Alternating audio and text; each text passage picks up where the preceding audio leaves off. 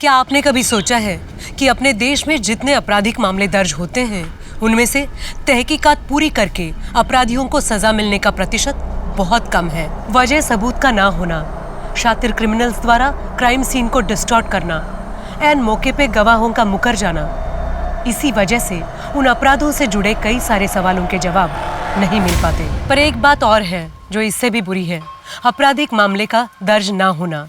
जी हाँ, ऐसे कई सारे अपराध हैं जो दर्ज ना होने के कारण ना उनकी तहकीकात होती है और ना ही अपराधी को सजा मिलती है। पर एक बार कुछ ऐसा हुआ जो आज तक कभी नहीं हुआ था। एक बिना दर्ज हुए संगीन अपराध की पुलिस ने तहकीकात भी की और अपराधी को पकड़ भी लिया। नमस्कार, मैं सोनाली कुलकर्णी क्राइम पेट्रोल के स्पेशल सीरीज में आपका स्वागत करती हूँ। सादगी, सच्चाई और समर्पण से रिश्ते मजबूत होते हैं और परिवार सकुशल रहता है। पर यही सादगी, सच्चाई और समर्पण से परिवार में बवंडर उठने लगे तो, अपराध और मौत का सिलसिला शुरू हो जाए तो यकीन नहीं होता ना। सच्ची घटना पर आधारित आज की इस हैरत अंगेज कहानी में भी ऐसा ही कुछ हुआ था। Hi friends. हाय हाय, मैं आपका अरुण। बैठ जा भाई, बैठ जा। हाँ, आराम से। कुर्सी का तो सब लफड़ा चल रहा है। तो दोस्तों, आज आप लोगों ने फाइनली मुझे बुलाया है आपका टाइम पास और मेरा टाइम वेस्ट करने के लिए। तो देखिए, तालियां तो दोनों हाथ से बजती हैं, आप लोगों को भी हंसने की कोशिश करनी होगी। दोस्तों, मैंने एक एनालॉजी बनाई है जिसमें औरत और मर्द को अगर प्लैनेट्स की उपमा दी जाए तो औरत क्या है? औरत है पृथ्वी, स्टेबल, स्ट्रॉन्ग, सबको जीवन देने वाली। और मर्द ही है ना? हाँ, और मर्द इज लाइक मार्स, हमेशा अजम्पशन में रहता है, खोया ही खोया रहता है। पानी हो सकता है, जीवन हो सकता है, जिंदगी हो सकती है, गर्लफ्रेंड हो सकती है। वैज्ञानिक के दृष्टिकोण से नहीं, ये मेरा अपना ही दृष्टिकोण है। तो फाइनली सच ये है कि रिस्पेक्ट वुमेन। अगर औरत नहीं तो कुछ भी नहीं। एक जोरदार तालियां तमाम औरतों के लिए।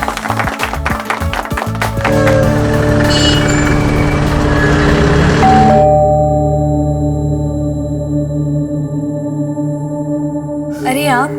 यहां से गुजर रहा था तो सोचा आपका हालचाल पूछता चलो। आइए ना।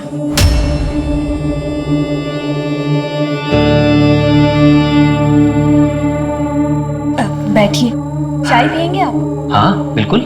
जी, मैं अभी बना के लेके आई।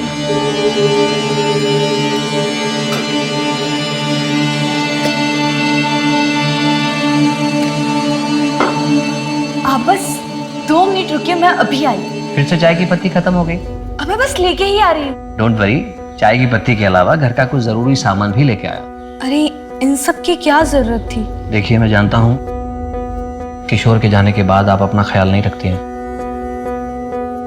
जिसके लिए घर बार सजाया था, अब वो ही नहीं रहा तो। आपका मूड ठीक करने के लिए ये मास्टर शेफ आज आपके लिए चाय बनाएगा। अरे, आप बस देखते जाओ। लेकिन आप?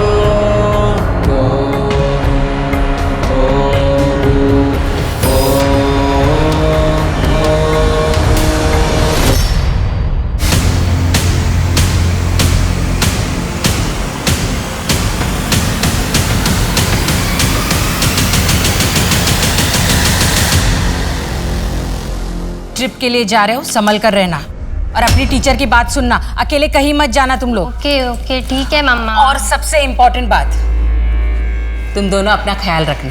ठीक है। चलो जल्दी करो, चलो चलो जल्दी। यस, आप आ रहे हैं क्या हमें स्कूल तक छोड़ने? चलो चलो आ जाओ। दादी के पैर छुओ। दादी खुश रहो। संभाल के जाना और खूब एंजॉय करना। तुम लोग रेडी भी हो गया इतनी जल्दी? गुड मॉर्निंग पापा। Good morning, enjoy your day. चलो चलो जल्दी। Bye bye. ये पार्टी आपने मुझे नौकरी मिली है इस खुशी में दी है ना, तो बिल भी मैं ही दूंगी। ये नहीं हो सकता, बिल तो मैं ही दूंगा। ये ठीक नहीं है। आपने अपने कॉन्टेक्ट यूज करके मुझे नौकरी दिलवाई, मेरे इतने टफ टाइम में मुझे हौसला दिया, कॉन्फिडेंस बढ़ाया और हमेशा मेरा ख्याल रखा, तो कम से कम मैं इतना तो कर ही सकती हूँ ना। ठीक है, लेकिन एक शर्त पर। आज से तुम, सॉरी मेरा कहने का मतलब है आप, मैंने आपके लिए जो भी कुछ किया है उसके लिए आप बार बार मुझे थैंक्स नहीं बोलेंगे। तो फिर मेरी भी एक शर्त है। फरमाइए। अब से आप मुझे आप नहीं तुम कह के बुलाएंगे। तुम भी मुझे अब से तुम ही कहोगे।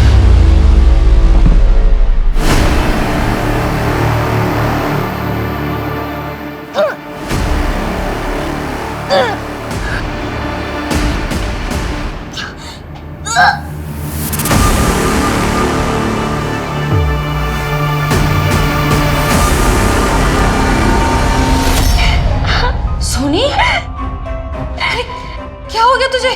ठीक तो है ना तू? दीदी मेरे पेट में बहुत दर्द हो रहा है। हंसते हंसते अब आपके पेट में दर्द होने वाला है, क्योंकि मैं मिलवाने वाला हूं इस कैफे के मैनेजर और मेरी वाइफ कम एजेंट मिस्टर विमल से।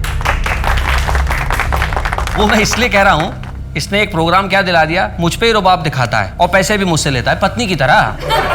देखिए पत्नी क्या करती है, पैसे लेती है लेकिन ख्याल रखती है, खिलाती है, पिलाती है, प्यार करती है, रोमांस करती है, लेकिन मैं इसके साथ रोमांस कैसे करूं? और सबसे इंटरेस्टिंग बात यह है कि इसका नाम देखिए क्या है, विमल, जो कि एक नर का भी हो सकता है और नारी का भी। क्यों विमल, मैंने सही कहा ना? तो दोस्तों कल मैं फिर मिलूंगा अपनी इसी पत्नी के साथ आपसे। बाय बाय, अपना ख्याल रखिए, आसपास सफाई रखिए।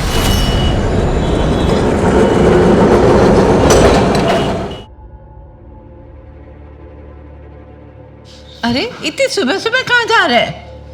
बस माँ वो परेशान लग रहे हो, क्या बात है? कुछ नहीं माँ, हाँ प्रसाद दीजिए। ये क्या है तुम्हारे हाथ में? कुछ काम के कागजात है माँ। अरे दादा, आज तो आपको छुट्टी है ना? हाँ, लेकिन एक ज़रूरी काम याद आ गया, इसीलिए बाहर जा रहा हूँ। अच्छा माँ, जाता हूँ। बेटा जाता हूँ नहीं, बोलो आता हूँ। आता हूँ माँ। सुनिए, बिना चाय पिए ही चले गए। अरे भाभी, दादा चले गए तो क्या हुआ, मैं हूं ना। और आपने इतने प्यार से चाय बनाई है, वो वेस्ट थोड़ी होने दूंगा। दीजिए। बहू, अरुण की कुछ खबर? सुबह से निकला है, कुछ खाया पिया भी होगा कि नहीं? और बच्चे पिकनिक पे गए हैं, उनकी कोई खबर? बच्चे ट्रिप में मौज कर रहे हैं, बहुत खुश है वो लोग। मेरी फोन पे बात हुई थी, पर अरुण की। हाँ ठीक है, आपको जैसे ही कुछ पता चले मुझे तुरंत कॉल करो। Okay bye. अरुण की कोई खबर? नहीं माँ, किसी को नहीं पता वो कहाँ है। मैंने सबसे पूछ लिया, समझ में नहीं आ रहा, अपना फोन बंद करके बिना किसी को पता है कहाँ चले गए हैं।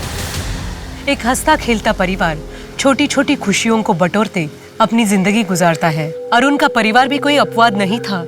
सब कुछ ठीक ही लग रहा था कि अचानक अरुण के गायब होने से पूरा परिवार परेशान हो गया। वो समझ ही नहीं पा रहे थे कि ऐसा क्यों हुआ और अब आगे क्या करें।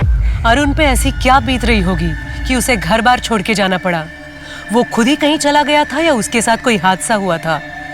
अनहोनी के संदेह से परिवार के पैरों तले जमीन खिसक गई। 24 घंटों तक इंतजार करने के बाद भी जब अरुण नहीं लौटा तो परिवार पुलिस से मदद मांगने पहुंच गया। कल सुबह से मेरा बेटा कहीं चला गया है, उसे कहीं से भी ढूंढ कर लाइए। आप लोगों ने ऑफिस वालों से, दोस्तों से, रिश्तेदारों से पूछताछ की? सबसे पूछा सर। फिरौती का कोई फोन आया था? नहीं सर। बाहर वालों से किसी के साथ झगड़ा, किसी ने धमकी दी हो? हाँ सर, एक बार दादा ने उनके मैनेजर बिमल पे जोक बनाए थे। लोगों को तो बहुत मजा आया था, लेकिन बिमल बहुत भड़क गया था। पहले ही पहुंच जाते तो अच्छा रहता। हाँ, मजाक उड़ा था मेरा, कमीने। विमल मेरी बात सुन, तूने मुझे वहाँ सबको हंसाने के लिए तो बुलाया था। मैं बस अपना काम कर रहा था, लोगों को हंसाने की कोशिश कर रहा था। देख, दिल से सॉरी बोल रहा हूँ, जो हुआ उसे भूल जा। अरे सबके सामने इंसल्ट करता और इधर अकेले में सॉरी बोलता है। अरे छोड़ो यार, इनको क्या कर रहे हो आप? तूने मेरा इंसल्ट किया ना, देख मैं तेरे साथ क्या करता हूँ। ये छोड़ ना। सर ये बिमल बहुत टेढ़ा आदमी है, कब किसके साथ क्या कर बैठे कुछ कह नहीं सकते। बिमल के अलावा और किसी पे शक है आपको? हाँ, नहीं सर। ठीक है, हम अरुण को ढूंढने की कोशिश करते हैं। आप जा सकते। इस बिमल की हिस्ट्री ज्योग्राफी निकाला, अरुण की और बिमल के कॉल रिकॉर्ड्स चेक करो, उनकी लास्ट लोकेशन मैच करके देखा, और हाँ, अरुण के बैंक डिटेल्स भी निकाला। हो सकता है ये पैसे वगैरह का मामला।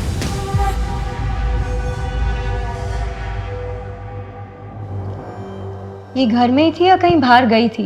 घर पर ही थी, पर इसका पेट दर्द से क्या संबंध? डॉक्टर, क्या हुआ? कोई सीरियस बात है क्या? शोनी प्रेग्नेंट है। सर अरुण के कॉल रिकॉर्ड्स मैंने बहुत अच्छे से स्टडी किया। अरुण के कॉल रिकॉर्ड्स के हिसाब से अरुण और जैस्मिन के बीच दिन में कम से कम 5 से 6 बार बात होती थी, और बातें बहुत लंबे लंबे होती थी सर। ये जैस्मिन कौन? सर अरुण के दोस्त की वाइफ। कुछ ही महीनों पहले उसकी दोस्त की मौत हो गई, और अगले ही हफ्ते से उन दोनों में बातचीत शुरू हो गई थी सर। अरुण के बैंक डिटेल्स हैं? हाँ सर, ये देखिए। लेकिन बैंक स्टेटमेंट से एक इंटरेस्टिंग बात पता चली है सर। जैस्मिन से मिलते हैं? सर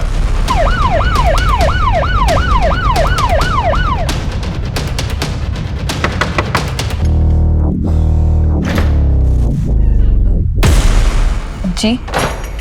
आप जैस्मिन? जी। आपको तो पता ही है कि अरुण लापता। कुछ आइडिया हो कहाँ होगा? नहीं सर। फोन पे बातचीत होती थी आप लोगों की? नहीं सर, सिर्फ 1-2 बार ही हुई होगी। और पैसों का लेन देन? मैं उनसे पैसे क्यों लूंगी सर? ये है अरुण के कॉल रिकॉर्ड्स। इसके मुताबिक दिन में 5-6 बार आप लोगों की बातचीत होती थी, और ये है उसके बैंक स्टेटमेंट्स। इसके मुताबिक काफी पैसे ट्रांसफर किए उसने आपको। अब आप सीधे सीधे बताएंगे या पुलिस स्टेशन चल के बताएंगे? बताती हूँ सर। एक्चुअली अरुण मेरे पति के बहुत अच्छे दोस्त थे। मेरे पति के चले जाने के बाद उन्होंने मेरी बहुत मदद की, पैसों से ही नहीं, मुझे अपने पैरों पे खड़ा किया, और उनकी ये मदद मैं कभी भूल नहीं सकती। हम दोनों बहुत अच्छे दोस्त बन गए थे, और न जाने कब एक दूसरे से प्यार हो गया, पता ही नहीं चला। सब कुछ बहुत अच्छा चल रहा था सर, और एक दिन इस वक्त कौन आया हुआ है? मैं देखती हूँ।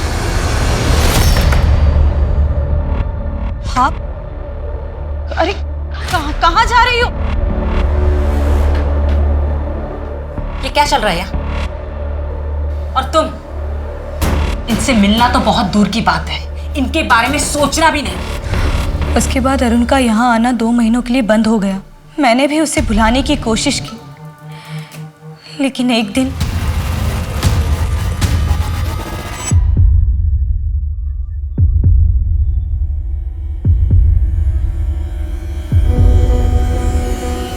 कितने दिनों बाद आए हो, कैसे है? नहीं, मैं तुम्हारे झांसे में नहीं आने वाला। तुम भी तो धोखेबाज हो सकती हो शीतल की तरह। जैसे उसने मेरी आधी जिंदगी बर्बाद कर दी, आधी जिंदगी तुम बर्बाद करोगी। क्या हुआ है अरुण? क्यों इतने परेशान हो? अरुण और शीतल के बीच में कुछ तो हुआ था, जिससे वो बहुत परेशान रहने लगे थे। मैंने इसे जानने की कोशिश की, लेकिन उन्होंने मुझे इस बारे में कुछ भी नहीं बताया, और कभी इस बारे में बात भी नहीं की। वो हर वक्त उदास रहने लगे, हर वक्त परेशान रहा करते थे, और मुझसे जब रहा नहीं गया तो मैंने जिद करके उनसे आखिर पूछ ही लिया। लेकिन उन्होंने मुझसे कहा कि वो बात बताने से अच्छा है कि वो मर जाए। और उसके बाद मेरी कभी हिम्मत ही नहीं हुई कि मैं उनसे उस बारे में कभी बात करूं। लेकिन सर, वो जो भी बात थी वो उन्हें अंदर ही अंदर खाए जा रही थी। भरा पूरा परिवार था हमारा। तीज त्योहार, खाना पीना, दोस्त रिश्तेदार, हंसी ठहाका। फिर अचानक सब बदल गया। शीतल और अरुण के बीच में पता नहीं ऐसा क्या हो गया कि वो एक दूसरे से नफरत करने लगे। उनके बीच में झगड़े होने लगे। मैंने बीच बचाव करने की बहुत कोशिश की, लेकिन झगड़े की जो वजह थी मुझे नहीं पता चली। और फिर बात बढ़ते बढ़ते यहाँ तक पहुँच गई कि एक दिन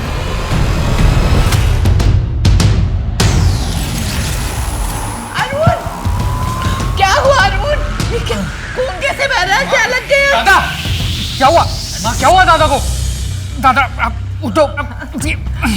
हाँ क्या हो गया इनको? जाओ जाके दवा का डब्बा लाओ। कहाँ है दवा? कहाँ है? वहाँ रखा होगा ना। दादा लाओ, जल्दी ले आओ। एक मिनट। जल्दी ले आओ।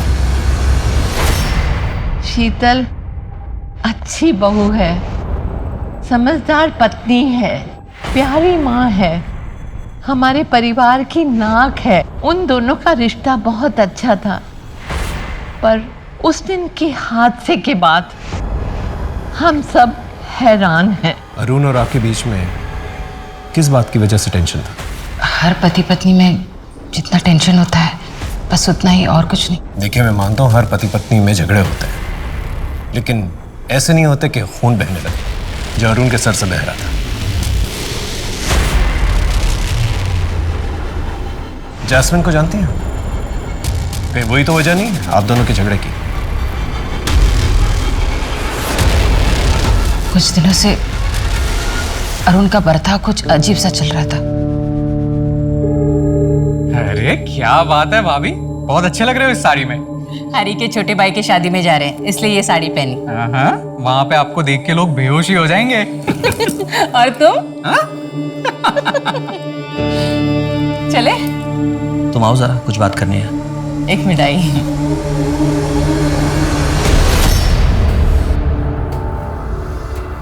ये कैसा ब्लाउज पहना हुआ है तुमने? विदाउट स्लीव्स है, मुझ पर बहुत जच रहा है ना। नहीं, चेंज करो इसे अभी। मेरा कहने का मतलब है कोई सादा सा पहन लो, लॉन्ग स्लीव्स का ब्लाउज पहन लो।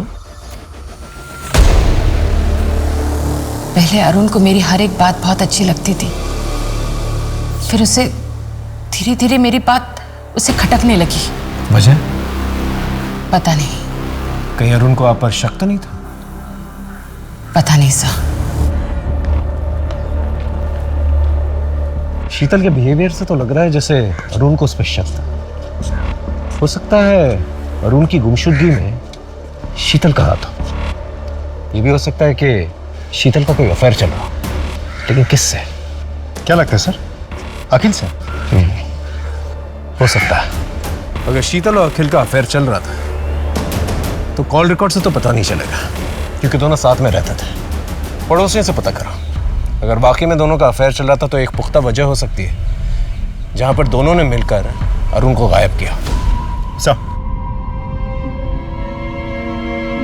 सोनी, तुम कुछ तो याद होगा ना? तुम किससे मिली थी?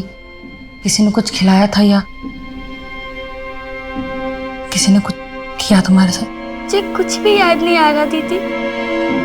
पेट में अचानक से दर्द होता है, बहुत भूख लगती है बार बार। क्या हुआ है दीदी मुझे?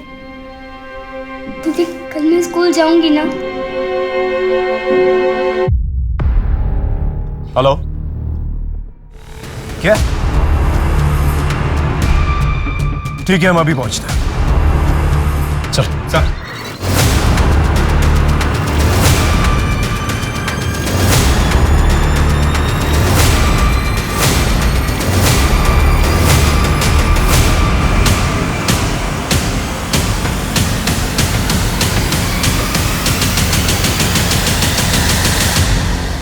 सर ये तो अरुण है।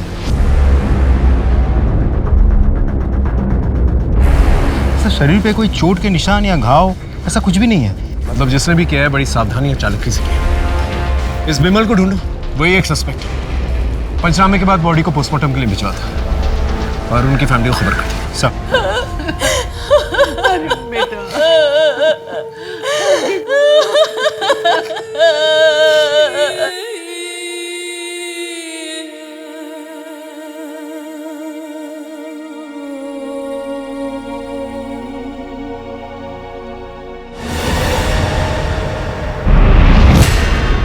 सर विमल का पता चल गया।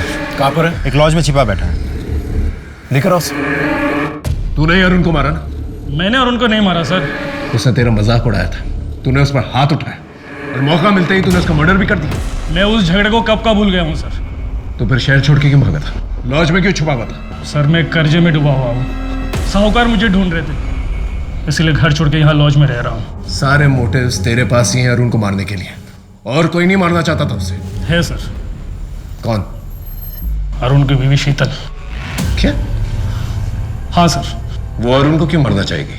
सर अरुण ने मुझे खुद बताया था, जब भी वो अपनी पत्नी के करीब जाता था वो इसकी बेइज्जती करती थी, कहती थी बदबू आ रही है। सर यहाँ तक कि वो उल्टी भी कर देती थी।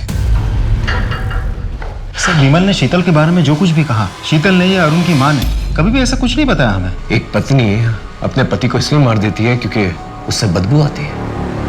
ये बात कुछ हजम नहीं हो रही। जरूर कोई और वजह है जो घर वाले भी हमसे छुपा रहे हैं। ये शीतल और अखिल के रिलेशनशिप के बारे में कुछ पता चला? इसे पता लगाने की कोशिश कर रहे हैं, थोड़ा सा समय लगेगा।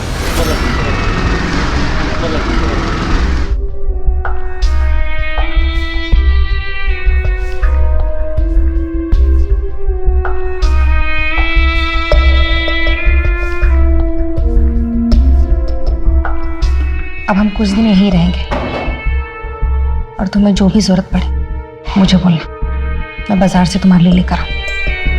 तब तक तुम इस कमरे से बाहर मत निकलना। पर कब तक? जब तक तुम्हारा बच्चा डिलीवर नहीं हो जाता। मेरे बच्चे स्कूल की ट्रिप के लिए गए थे। पता चला अरुण जिस दिन घर से गायब हुए थे उस दिन उन्होंने वहां जाकर बच्चों को बीच ट्रिप से वापस ले आए। ना अरुण घर वापस आए और ना ही बच्चे वापस आए सर। तो उसके बाद अरुण की लाश मिली। और कुछ? सर रजिस्टर्ड पोस्ट से आज ये दादा का लेटर है। मैं आत्महत्या कर रहा हूं। मेरी आत्महत्या के लिए मेरी पत्नी शीतल जिम्मेदार। शीतल की वजह से मेरी जिंदगी बर्बाद हो गई है, मेरा सुख चैन खत्म हो गया। आप पति पत्नी के बीच में क्या प्रॉब्लम थी? आखिर अरुण ने ऐसा क्यों लिखा है कि उसने आपकी वजह से आत्महत्या की? सर मुझे कुछ नहीं पता, सिर्फ आप लोग मेरे बच्चे को ढूंढ कर लाइए सर। अरुण घर से निकला, फिर उसने बच्चों को पिकअप किया और उसकी लाश फिर कुएं के पास मिली। कहीं बच्चे वही तो नहीं?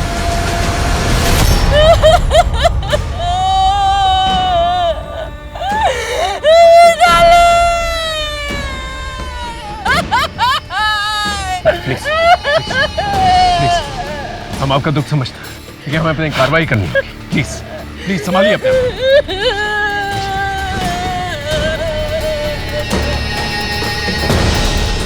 पंचनामे के बाद पोस्टमार्टम के लिए भेजा था। सर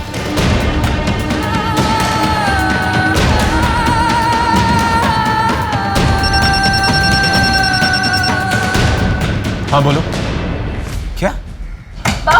भाभी प्लीज दरवाजा खोलिए। भाभी दरवाजा खोलो बेटा। सर भाभी ने खुद को कमरे में बंद कर दिया है। देखिए दरवाजा खोलिए प्लीज। दरवाजा खोलो। भाविक सब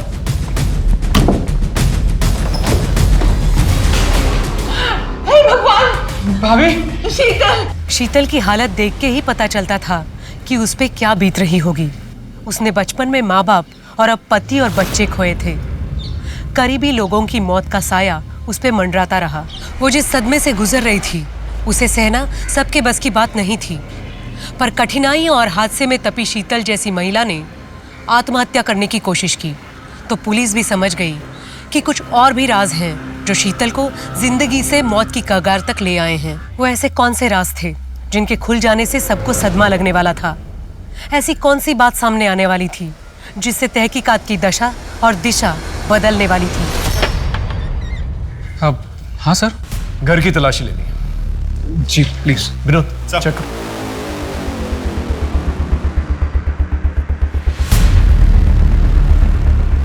सर अंदर अरुण के कमरे के कबर्ड से ही मिला।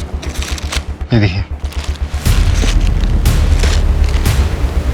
अरुण और शीतल के बीच में क्या प्रॉब्लम थी? नहीं पता।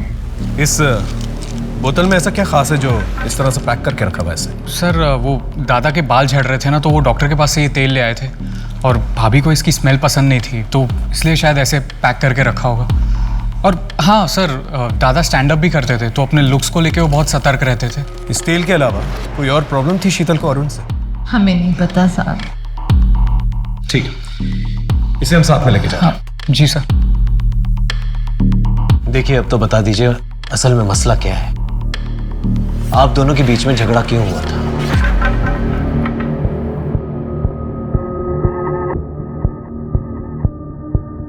ये तेल हमें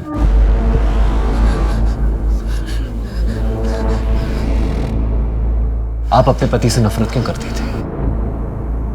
आपने उनके सर पे बोतल फोड़ दी थी, क्या वजह थी? पता नहीं। देखिए शीतल जी, हम आपकी मदद करने की कोशिश कर रहे हैं, दैट्स ऑल। आप डिटेल में बताइए हमें उस रात को क्या हुआ था, वजह हम पता कर लेंगे। देखिए, अगर आप हमें नहीं बताएंगी तो आपके पति की मौत का इल्जाम आप पर आ जाएगा। आपके 2 बच्चों की मौत की जिम्मेदार भी आप ही ठहराई जाएंगी। क्या आप ये चाहती हैं? हम लोगों के बीच में ऐसी कोई बड़ी प्रॉब्लम नहीं थी, सब कुछ अच्छा था। पति पत्नी, 2 बच्चे, देवर, सासू माँ। फिर एक दिन अरुण ने स्टैंड अप कॉमेडी का प्रोग्राम करना शुरू कर दिया। वो अपने लुक को लेकर बहुत कॉन्शियस होने लगा, बहुत महंगे महंगे कॉस्मेटिक खरीदने लगे, घर का बजट बिगड़ने लगा। फिर भी मैंने मैनेज कर लिया। प्रोग्राम के चक्कर में वो रात रात भर घर से बाहर रहते थे। कभी कभी तो एक हफ्ते घर नहीं लौटते थे वो। एक दिन मुझे जैस्मिन के बारे में पता चला। मैं बहुत गुस्सा हो गई, लेकिन उन्होंने उसके साथ वो रिश्ता खत्म कर दिया। थोड़ी अनबन हुई हमारे साथ। फिर एक दिन वो बाल बड़ा करने का कोई तेल लेकर आए।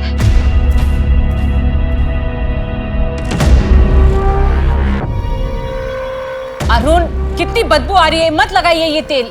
मेडिसिन है शीतल, देखना जहां जहां से मेरे बाल झड़ गए ना, सारे के सारे वापस आ जाएंगे। प्लीज मत लगाओ, बहुत गंदी बदबू आ रही है।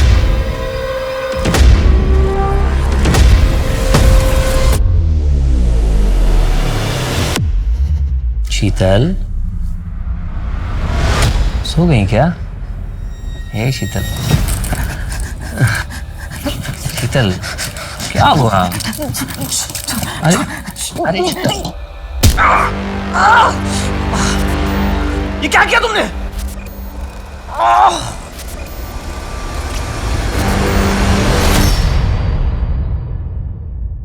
Arun, I am sorry. वो बाय मिस्टेक से मैंने सर पे। I am really sorry Arun, मुझे माफ कर दो। शीतल, आखिर तुम्हें हो क्या गया था? हमारे बीच में ऐसी कोई बात नहीं थी, तुमने अपना आपा खो दिया। सच बताओ क्या बात है, बोलो। कहीं तुम मुझे गलत ना समझ लो।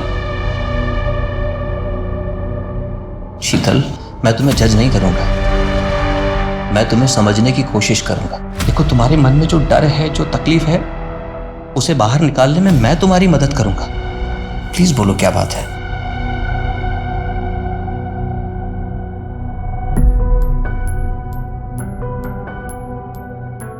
मैं 13 साल की उम्र में ही मां बन गई थी।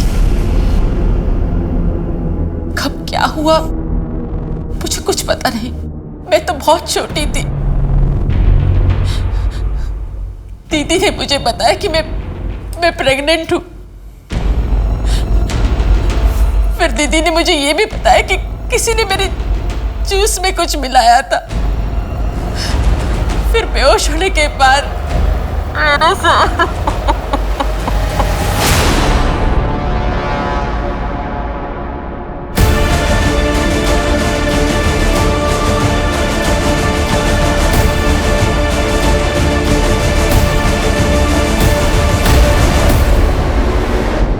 पिछले 27 सालों से ये दर्द मैं अपने मन में लिए जी रही हूं। अरुण, आज आपने हौसला दिया तो अरुण, आपने मुझसे वादा किया था कि आप मेरा साथ देंगे। अरुण,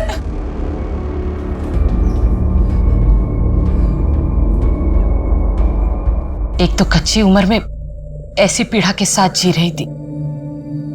13 साल का शरीर डिलीवरी का सदमा नहीं झेल पाया, इसलिए डिलीवरी होते ही मेरा बच्चा मर गया। आपने रेप की कंप्लेन लिखवाई थी? नहीं। क्यों? मैं बहुत छोटी थी। मुझे ये याद ही नहीं आ रहा था कि मेरे साथ ये बार बार कौन कर रहा था। हमेशा मैं नींद में हूं यही लगता था। मुझे बस ये याद है कि ये जो कुछ भी हो रहा था मेरी दीदी सोनल के घर में हो रहा था। ये सब की बात थी, इसलिए दीदी ने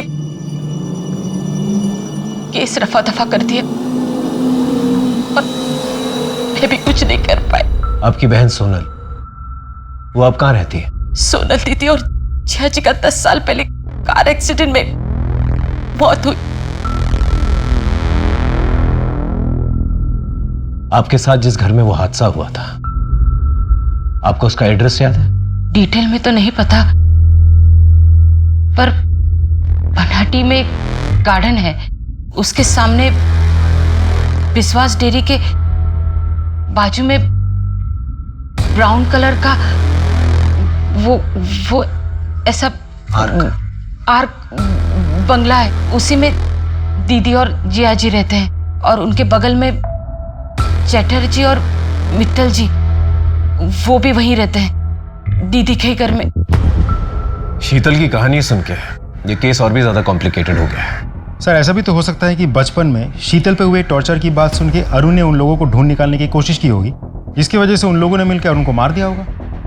या सर ऐसा भी तो हो सकता है शीतल खुद को बचाने के लिए मनगढ़ंत कहानी रच रही हो। शीतल को उस तेल से प्रॉब्लम थी, इसलिए उसने अपने हस्बैंड पे वार किया। हो सकता है कि वो तेल की स्मेल उसके अतीत के किसी हादसे से जुड़ी हुई है। क्या है कि कुछ हादसे ऐसे होते हैं जो दिमाग में घर कर जाते हैं, इंसान उन्हें याद करके भी याद नहीं करना चाहता, लेकिन फिर कुछ ऐसा होता है जो दोबारा से वो हादसों को ट्रिगर करता है और दिमाग के बंद दरवाजे दोबारा से खुल जाते हैं और फिर इंसान ऐसे रिएक्ट करता है जिस तरह से शीतल ने रिएक्ट किया अपने हस्बैंड के साथ। लेकिन अगर शीतल झूठ बोल रही तो उसने कमाल की कहानी रची है और अपने ही हस्बैंड और बच्चों को मार दिया।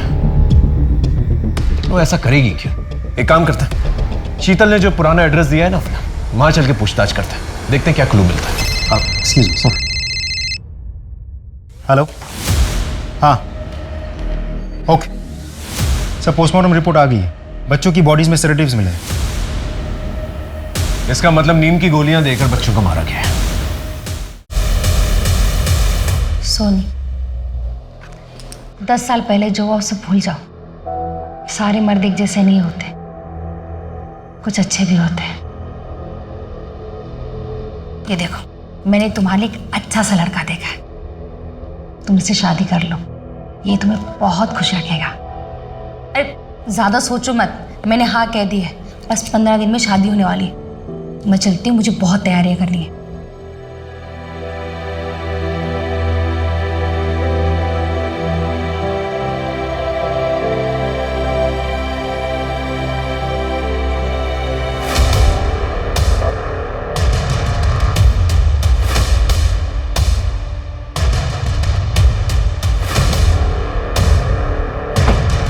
दादा, বলছিলাম मैं विश्वास डेयरीটা কোথায়? विश्वास डेयरी सर, यहाँ तो कोई विश्वास डेयरी नहीं। हाँ, गिरधर डेयरी है आगे। आप यहाँ कब से रहते हैं? सर मैं तो पैदा ही हुआ था। अच्छा, 27 साल पहले यहाँ कोई विश्वास डेयरी हुआ करती थी? नहीं। अच्छा, এখানে একটা বাগান ছিল, एक गार्डन, एक बगीचा टाइप ऐसा कुछ? क्या मजाक कर रहे हो साहब? हमारे इस पूरे एरिया के अंदर ना कोई बागान था और ना है। एक आर्ट शेप का ब्राउन कलर का बंगलो हुआ करता था, कुछ याद है? साहब हमारे पूरे एरिया के अंदर सिर्फ अपार्टमेंट्स हैं, बंगलो तो नहीं है। और मित्तल और चैटर्जी साहब का घर? चैटर्जी तो सर बहुत सारे रहते हैं यहाँ पे, और पर वो सब अपार्टमेंट्स में रहते हैं। और मित्तल तो शायद कोई नहीं ना अपने एरिया में। नहीं सर। ठीक है सर। आपने हमें जो भी इंफॉर्मेशन दी थी वो सारी की सारी गलत है। ना ही कोई पार्क है वहां पर, ना ही कोई विश्वास डेयरी, और ना ही कोई ब्राउन कलर का बंगलो है वहां पर, ना ही कोई चैटर्जी रहते हैं वहां पर, और ना ही कोई मित्तल परिवार। आपने हमसे झूठ क्यों कहा? क्या छुपाने की कोशिश कर रही हैं? 27 साल पुरानी बात है सर, तब मैं बहुत छोटी थी, जितना याद था बता दिया, इससे ज्यादा मैं कुछ नहीं जानती।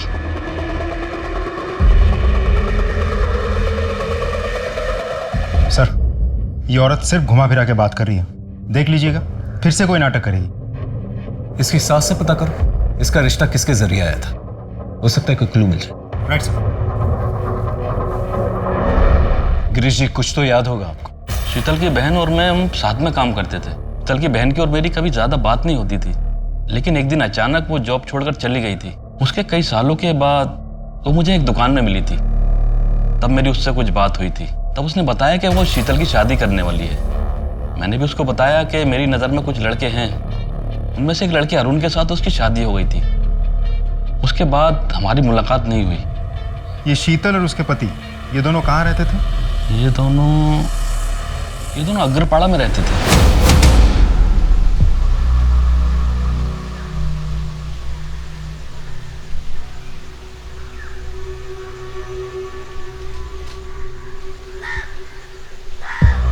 सर, इस वजह से इनके ससुर ने यह घर खरीदा था। वो तो अब नहीं रहे, लेकिन इनको ये नहीं पता कि इनके ससुर ने किससे घर खरीदा था। क्या हम घर अंदर से देख सकते हैं प्लीज? जी हम उससे बात करके गए थे, आप देख सकते हो। Thank you.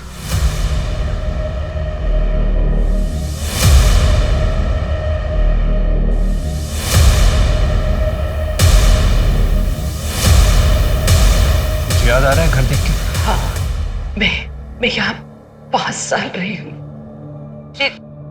मेरे ज्यादा दोस्त नहीं थे, तो मैं ज्यादा से ज्यादा मैं घर पर ही रहती थी। अब याद आए, उस दिन मेरे दीदी और जिया जी की एनिवर्सरी थी।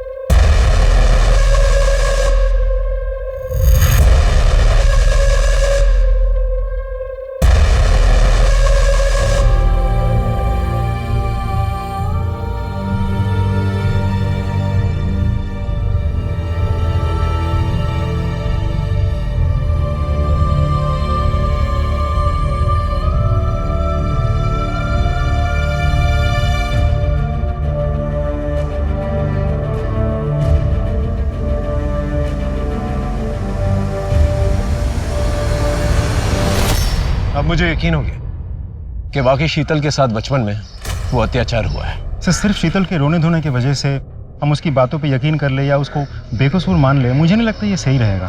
क्योंकि अभी तक हमारे पास इस बात का कोई सबूत नहीं है कि रेप हुआ था, और इस बात का भी कोई सबूत नहीं है कि उसकी दीदी और जीजा इसी घर में रहते थे। ठीक है, आस पड़ोस में पूछताछ करते हैं उस पुराने हादसे के बारे में, देखते हैं क्या निकल के आता है। मैम 27 साल पहले यहाँ पास में एक परिवार रहता था, पति पत्नी और 10-12 साल की एक बच्ची थी उनकी। कुछ याद है आपको उनके साथ क्या हुआ, कहाँ गए वो लोग? 27 साल पहले? जी। सोनल और प्रताप? जी, सोनल और साथ में उसकी बहन शीतल। शीतल नहीं, सोनी नाम था उसका। बहुत ही प्यारी बच्ची थी। फिर पता नहीं अचानक एक दिन तीनों घर बार छोड़ के कहीं चले गए। पता नहीं क्या हुआ था। कोई कहता है सोनी बीमार थी, कोई कहता है सोनी की कोई और समस्या थी। मैंने डॉक्टर बासु को पूछा भी था। डॉक्टर बासु? हाँ, पर उन्होंने कुछ बताया नहीं। हमारे फैमिली डॉक्टर है।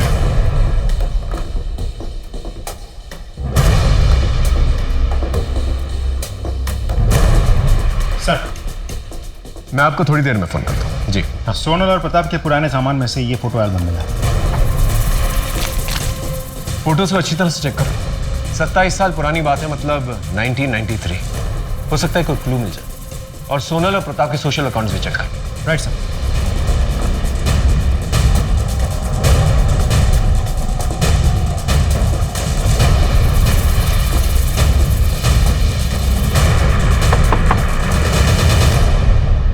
सूरज यहीं पर रहता है?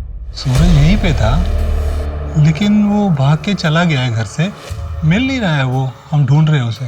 सर, हम इस केस को क्रैक करने की कितनी भी कोशिश कर ले, कहीं ना कहीं से कोई ना कोई प्रॉब्लम आ ही जाती है और सारे रास्ते बंद हो जाते हैं। इतना अच्छा क्लू था, वो भी हाथ से निकल गया। अब क्या करें? इस केस के सिलसिले में जितने भी पुराने सबूत हैं, जैसे पुराने लेटर्स, पुराने फोटोग्राफ्स, पुराने बिल्स वगैरह, ये सारी चीजें जो है ना शीतल को दिखाते हैं।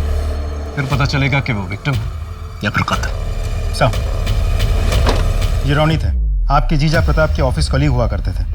ये श्रीनाथ है, आपके दीदी के घर के पड़ोसी हुआ करते थे। अक्सर आपके घर पे आते थे जाते थे।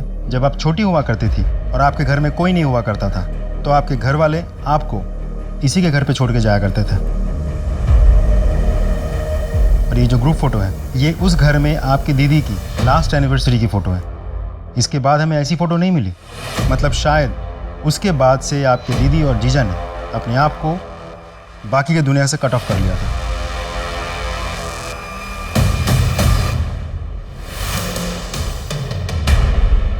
ऐसा क्या था इस फोटोग्राफ के अंदर जिसे देखकर शीतल ने इस तरह से रिएक्ट किया? Sir, sketch artist. हाँ, ये फोटो देख रहे हैं? ये फोटो 27 साल पुरानी है। इस फोटो में जितने भी लोग हैं 27 साल के बाद कैसे दिखेंगे उसका एक स्केच चाहिए, अपने मुताबिक बना के लेंगे।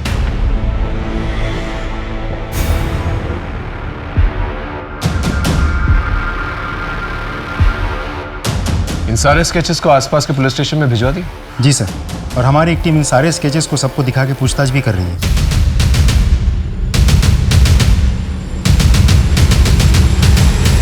सर, इस फोटो में 2 लोगों की मौत हो गई है। और ये बाकी 3? सर, इनके भी डिटेल्स मिले हैं। ये तीनों प्रताप के दोस्त हुआ करते थे, अक्सर प्रताप के घर जाते थे। 3 में से 2 तो प्रताप के दूर के भाई हैं और एक दोस्त। स्टेज तो सेट, बस सूत्रधार को ढूंढने की जरूरत है। लेकिन सर, ये सूत्रधार है कौन?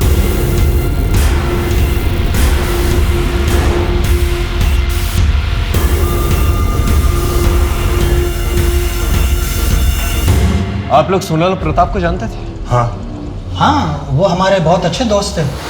वैसे प्रताप हमारे दूर के भाई थे लेकिन दोस्त करीबी थे। आप शीतल, इनमें से किसी को पहचानती? किसी की शक्ल याद है तुम्हें? नहीं सर, इनमें से किसी की भी शक्ल मुझे याद नहीं है। ये किस बात की तहकीकात हो रही है? कौन है ये मैडम? जी, ये शीतल है, सोनल की छोटी बहन। उन्हीं के साथ रहती थी। ओ शीतल, हाउ आर यू? कैसी हो? पहचाना? मैं अविनाश। चलो भाई, निकलेंगे अब। जी जी, आप लोग जाइए। हाँ।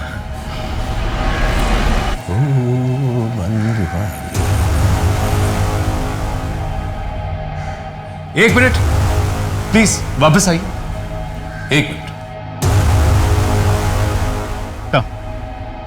इस बॉक्स में कुछ कॉस्मेटिक्स है। जो भी कॉस्मेटिक्स आप लोग डेली यूज करते हैं उन्हें चूज कर लीजिए।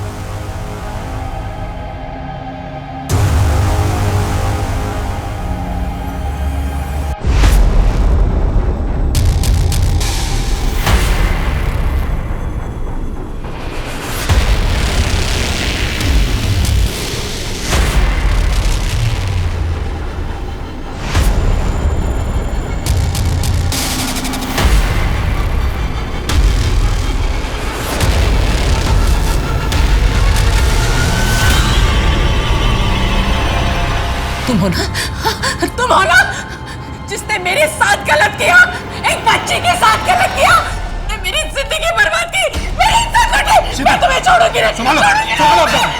संभालो, लेके जाओ, लेके जाओ। क्या बकवास है ये? कुछ भी अनाप शनाप बोले जा रही है। लगता है इसका माथा फिर गया और साथ में पुलिस भी बावली हो गई है। ना कोई सबूत, ना गवाह। अरे वाह वाह वाह वाह! 27 साल पहले की मनगढ़ंत कहानी गढ़ करके तुम मेरी बदनामी कर रहे हो। मनगढ़ंत कहानी है या सच, वो तो हम पता लगा ही लेंगे। लेकिन तकलीफ से अगर बचना चाहता है ना तो अभी सच बता दो। 13 साल की शीतल को तुमने क्या क्या किया था? क्या बकवास कर रहे हो? मैंने कभी किसी पर कोई अत्याचार नहीं किया। बिना किसी सबूत के आप कोई आरोप नहीं लगा सकते। मैं जा रहा हूं। रुकिए, जब तक का डीएनए टेस्ट नहीं हो जाता ना आपका, आप कहीं नहीं जा सकते। कर लो डीएनए टेस्ट। मैच किससे करोगे? ये सूरज, जब शीतल 13 साल की थी उसका एक बच्चा पैदा हुआ था। वो मरा नहीं था, जिंदा है। वही ये बच्चा है। जब तक डीएनए टेस्ट नहीं आ जाता, यहीं पर रुको।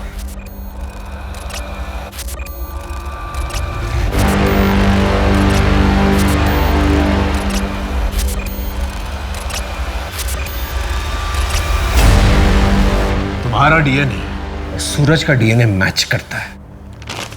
अब सीधे से सच बोलेगा या मार खा के बोलेगा? बोल। बताता हूं। ये हैप्पी एनिवर्सरी।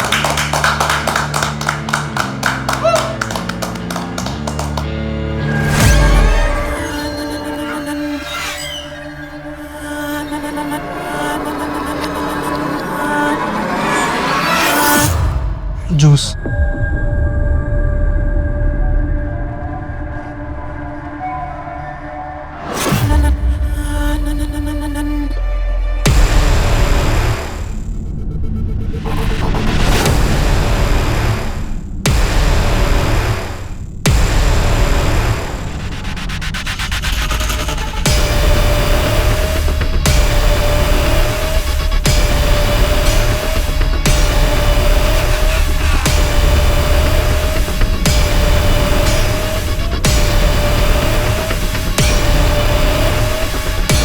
इसलिए मुझे जब भी मौका मिला तो सोहम के साथ मिलकर शीतल से प्यार किया।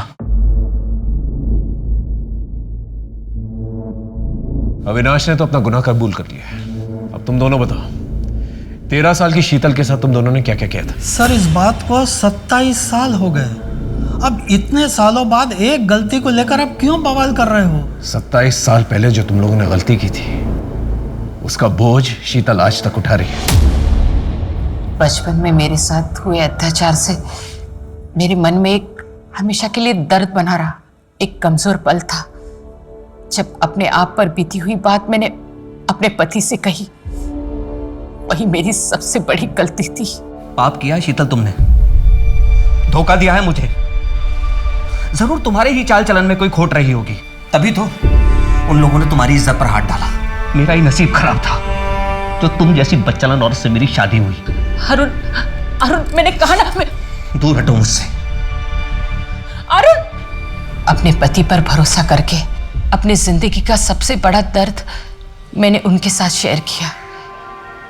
मैंने सोचा वो मुझे सहारा देंगे, मेरा हौसला बढ़ाएंगे, पर वो तो मुझसे नफरत करने लगे, मुझ पर शक करने लगे, और तो और हमारे बच्चे उनके नहीं किसी और के हैं ये समझकर उन्होंने बच्चों को भी मार दिया। अगर अरुण का मुझ पर विश्वास होता तो न वो बच्चों को मारते और न खुद आत्महत्या करते। वो ये एक इम्पॉसिबल केस था जो शायद कभी सॉल्व ना होता। 27 साल पहले हुए एक भयंकर अपराध को पुलिस ने बिना किसी एफआईआर, बिना किसी पुख्ता सबूत, बिना किसी चश्मदीद गवाह के उजागर किया। उन अपराधियों को पकड़ा और कोर्ट से उन्हें सजा भी दी गई। हम अक्सर कहते हैं कि अगर आपके साथ क्राइम हुआ है तो ओपन अप, उसके बारे में खुल के बात करो, न्याय मांगो। पर ओपन अप होना इतना आसान नहीं होता, क्योंकि हमारे समाज में कड़वी सच्चाई को स्वीकार करने की हिम्मत नहीं है। तभी तो लगभग 99% रेप केसेस रिपोर्ट नहीं होते। ताज्जुब हुआ ना? पर यही सच्चाई है। इसे बदलना हो तो हमें वैसा माहौल बनाना पड़ेगा। औरत की पीड़ा सुनने और समझने की हिम्मत रखनी होगी। तभी औरत अपनी आप बीती के बारे में खुल के बात भी करेगी और न्याय भी मांगेगी। इसी सीख के साथ मैं सोनाली कुलकर्णी आपसे विदा लेती हूँ। फिर होगी मुलाकात एक ऐसे ही चौंका देने वाले केस के साथ। तब तक अपना और अपने परिवार का ख्याल रखें। देखते रहिए क्राइम पेट्रोल सतर्क, जस्टिस रीलोडेड। जय हिंद।